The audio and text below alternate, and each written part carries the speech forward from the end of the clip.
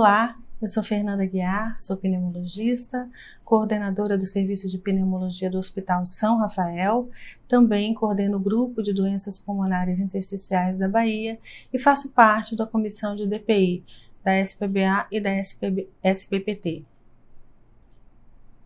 E eu queria agradecer à Sociedade de Pneumologia da Bahia pelo convite para participar do Temas em Destaque, trazendo uma atualização sobre o diagnóstico e tratamento da pneumonite de hipersensibilidade. Esses são meus conflitos de interesse. E essa é a nossa agenda. Nós vamos abordar o diagnóstico, prognóstico e tratamento da PH. Então, começamos definindo o que é a pneumonite de hipersensibilidade. Ela é uma doença intersticial pulmonar, uma DPI, mas aqui cabe a ressalva de que ela não compromete apenas o interstício, mas também pode comprometer alvéolos e as pequenas vias aéreas. É uma doença imunomediada e que acontece por inalação de um ou mais antígenos ambientais, antígenos orgânicos e inorgânicos, e acontece em indivíduos suscetíveis. É necessário haver essa suscetibilidade para desenvolver a doença. Ela era classificada antes em aguda, subaguda e crônica. Essa é uma classificação que leva em conta a questão temporal, mas o entendimento ao longo do tempo, e é o que está traduzido nas últimas diretrizes atuais, a gente classifica a PH em não fibrótica e fibrótica, já que a presença de fibrose é o principal fator prognóstico da doença. É uma doença uma DPI bastante comum no nosso meio. A PH responde por 21% dos casos de DPI no Brasil, conforme o registro multicêntrico de doenças pulmonares intersticiais, que envolveu 1.420 pacientes de 6 centros e que traz dados coletados retrospectivamente no período de 2013 a 2017. A Bahia está representada no registro multicêntrico, então aqui existem dados da nossa realidade também no Brasil. Isso mostra a importância de colocar a pneumonite de hipersensibilidade nesse amplo diagnóstico diferencial das DPIs, sobretudo no nosso meio, já que ela é uma doença bastante prevalente. Ela apresenta uma interface com essas doenças, à medida que ela é uma doença complexa e heterogênea, com diferentes padrões radiológicos e histológicos também, diferente apresentação clínica, e seu principal diagnóstico diferencial é a fibrose pulmonar idiopática e também as doenças do tecido conjuntivo. As doenças pulmonares intersticiais, o conhecimento e a formatação a respeito do seu diagnóstico caminham ao longo do tempo, e mais recentemente, em 2020, nós tivemos a publicação de 2 diretrizes, a diretriz da ATS, a LAT e Sociedade Japonesa, e a diretriz do CHEST, que trazem, portanto, buscam trazer uma uniformidade em relação ao diagnóstico da PH no mundo. E o diagnóstico da PH está centrado nesses três pilares: a avaliação de exposição, a avaliação dos achados de tomografia de alta resolução e os achados de lavado broncoalveolar e biópsia, quando necessário.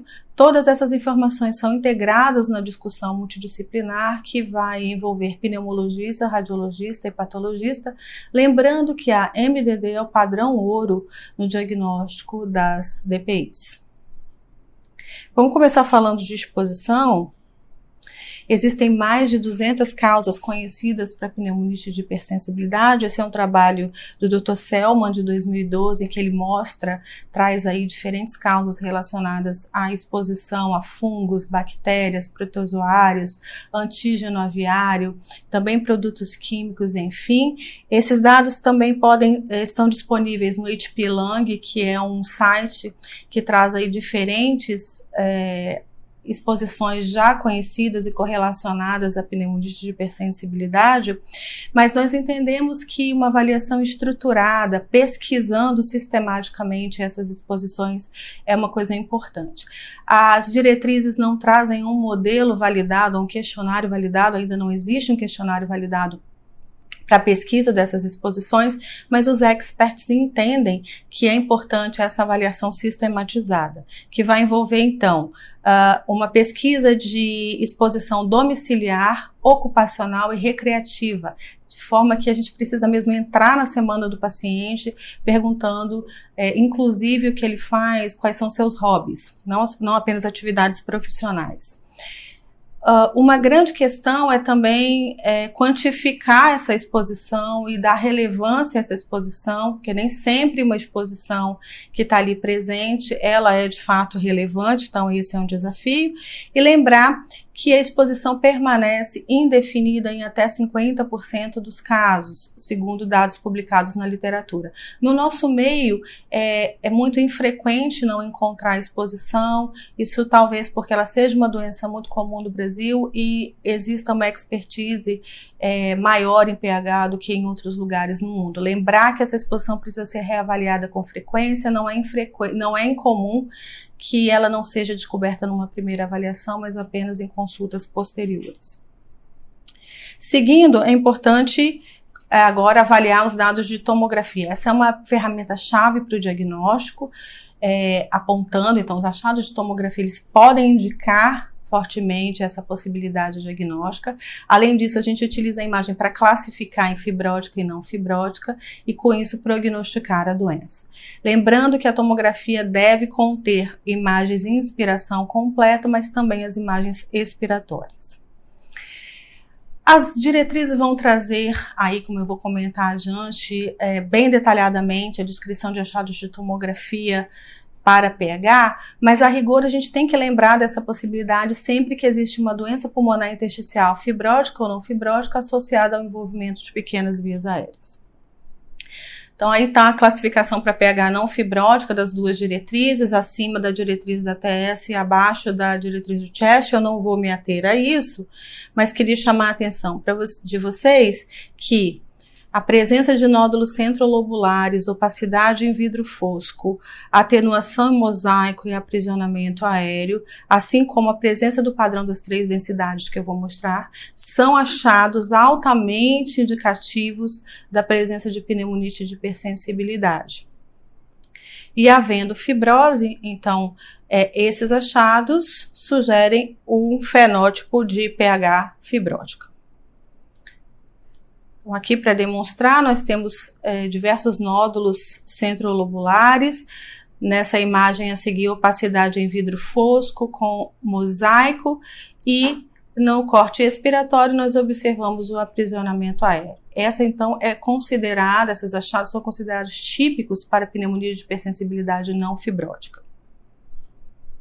E aqui está o padrão das 3 densidades, que vai mostrar o parênquima com atenuação normal, opacidade em vidro fosco e áreas onde a gente tem uma atenuação reduzida. Quando a gente faz o corte expiratório, essas áreas estão hiperinsufladas, denotando o aprisionamento aéreo, que corresponde a sinais de bronquiolite, característica da pneumonia de hipersensibilidade.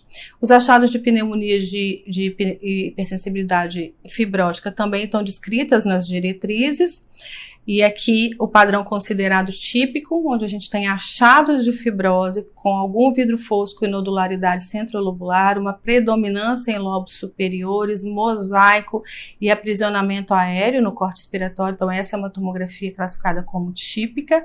A compatível, a gente tem uma doença intersticial fibrótica aqui com bronquiolectasia de tração, por vezes faveolamento, mas o predomínio é na base, existe mosaico e aprisionamento aéreo, então ela é classificada como compatível, e o padrão indeterminado, onde nós vemos uma doença pulmonar intersticial com fibrose, sem predominância característica e na ausência de sinais de aprisionamento aéreo. Esse é um padrão considerado indeterminado. Mas a rigor, o que eu quero deixar registrado, ou que fique guardado para a gente, é que a tomografia característica de pneumonia de hipersensibilidade é aquela que apresenta uma pH fibrótica associada à bronquiolite. Outros achados que favorecem o diagnóstico: a distribuição bronquilocêntrica, a predominância em lobos superiores, o poupamento relativo das bases e a coexistência de achados inflamatórios, vidro fosco, nodularidade centrolobular, que são os achados vistos na pH não fibrótica, também corroboram a hipótese. E também na pH fibrótica, o sinal das 3 densidades ele é importante, porque ele é o mais importante sinal para distinguir pH fibrótica de FPI com alta especificidade, conforme esse estudo publicado em 2019. Seguindo com o diagnóstico, nós vamos falar sobre o lavado broncoalveolar e os achados histológicos. No lavado broncoalveolar, o dado que importa é a linfocitose. Esse ponto de corte é discutido entre os experts, mas ele vai variar entre 20% a 30%. 30% é o valor considerado pela maioria e também é o que está em diretrizes.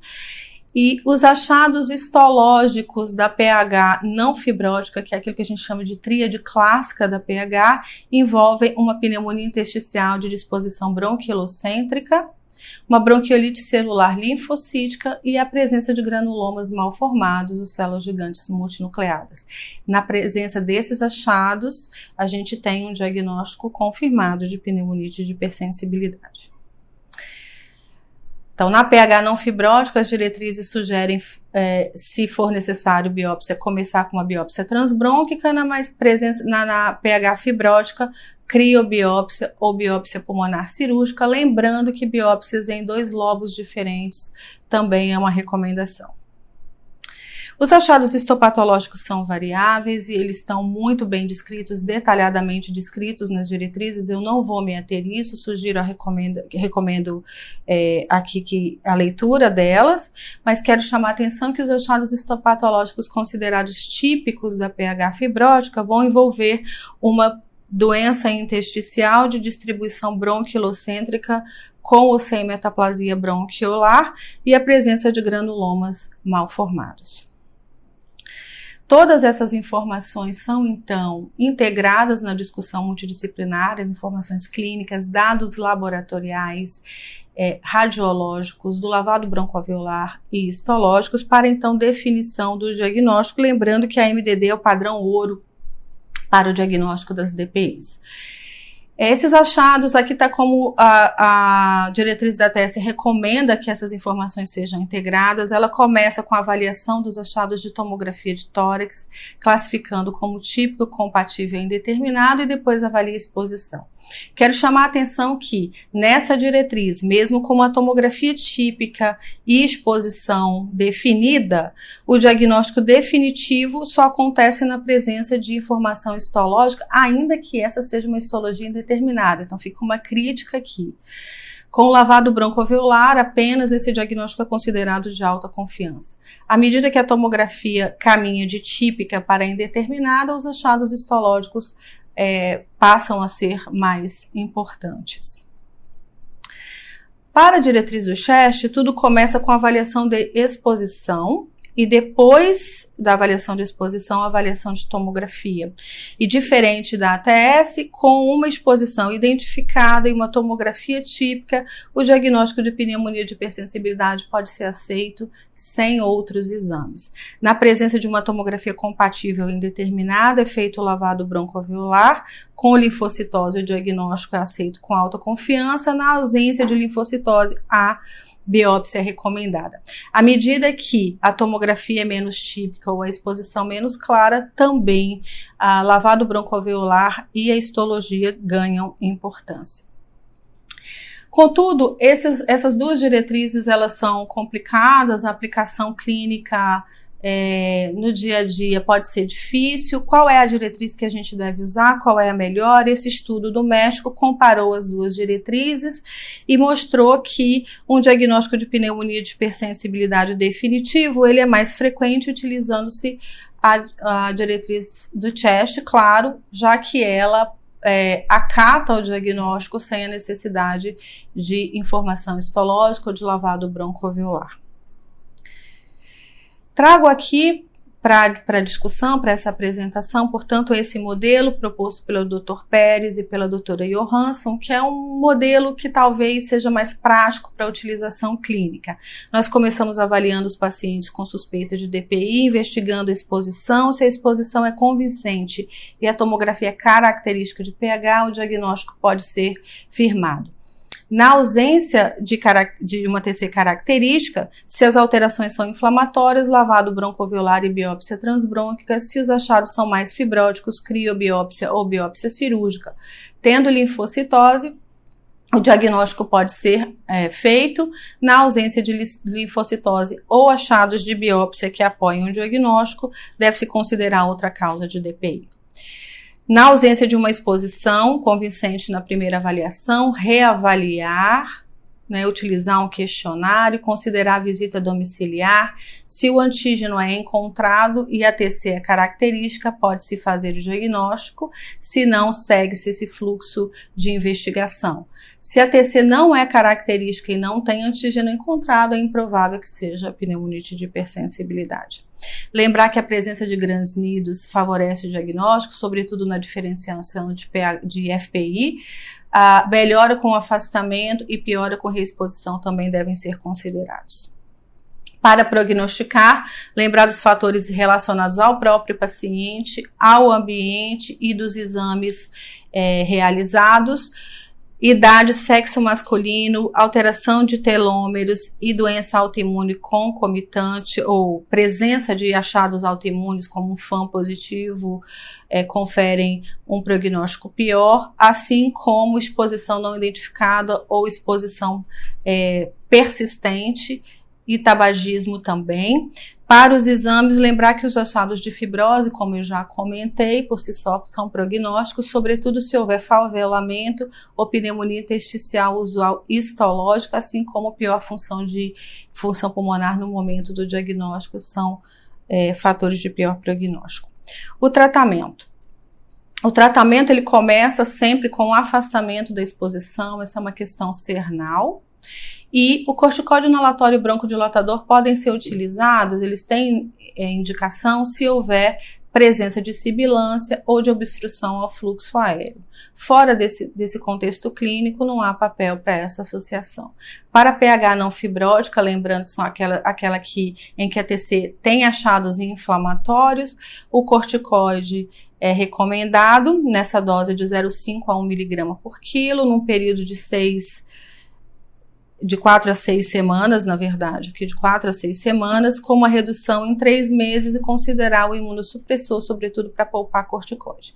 O tratamento da pH fibrótica é um cenário menos claro, mas o que a gente sugere é que, em havendo sinais inflamatórios, corticoide imunossupressor deve ser utilizado e atentar para a progressão, na progressão da doença. Então, está indicado o antifibrótico segundo os dados publicados, sobretudo no estudo EMBUILD. Prestar atenção para os pacientes de pH fibrótica que têm uma menor função pulmonar, que tem faviolamento ou pio histológica, bronquiolectasia de tração extensa e que não tem linfocitose no LBA, porque esses são pacientes que não são respondedores a rigor à terapia com corticoide imunossupressor, e nessa situação a gente deveria considerar a utilização de antifibrótico como tratamento prioritário. Esse é um trabalho da doutora Salisbury, eu queria chamar a atenção aqui, mostrando que os pacientes com pH com faviolamento têm um comportamento clínico muito similar aos pacientes com fibrose pulmonar idiopática, mostrando então um prognóstico ruim da doença e o racional para a utilização de antifibrótico nesse contexto, mas mesmo naqueles pacientes com pH fibrótica que não têm faviolamento, a doença é progressiva. de forma que os critérios, a gente tem que estar atento para os critérios de progressão, para os sinais de progressão da doença. Existem diferentes critérios na literatura, trago aqui os critérios que foram utilizados no estudo INBUILD, que incluem o declínio da função da CVF maior que 10%, ou um declínio entre 5% e 10%, com piora da fibrose na TC, um declínio de 5% e 10%, mas piora dos sintomas, ou piora dos sintomas e aumento de extensão da fibrose na TC. Esses são achados que indicam progressão de doença. Outros critérios que não estão no INBUILD, mas que a gente leva em consideração, é a presença de uma exacerbação aguda, já que ela é uma progressão aguda da doença, ou a necessidade de utilização de oxigênio terapia. O Nintedanib é a droga com evidência mais robusta, o antifibrótico com evidência mais robusta para uso nesse cenário, a partir do estudo INBUILD, mas com o estudo RELIEF, embora tenha sido um estudo precocemente interrompido, que avaliou o uso de pirfenidona em doenças progressivas, mostra que possivelmente existe um cenário também para pirfenidona nesses casos. Não esquecer que o tratamento inclui também educação do paciente e cuidador a respeito da doença, sobretudo a PH fibrótica, que é uma doença de grande impacto, cessação do tabagismo, imunização, reabilitação pulmonar, oxigênio terapia, avaliação para transplante, cuidados paliativos, cuidados de fim de vida também fazem parte do escopo do tratamento da pneumonia de hipersensibilidade na sua forma fibrótica. Eu quero agradecer mais uma vez pelo convite e deixar disponibilizado o meu e-mail para contato em caso de dúvidas ou comentários. Obrigada.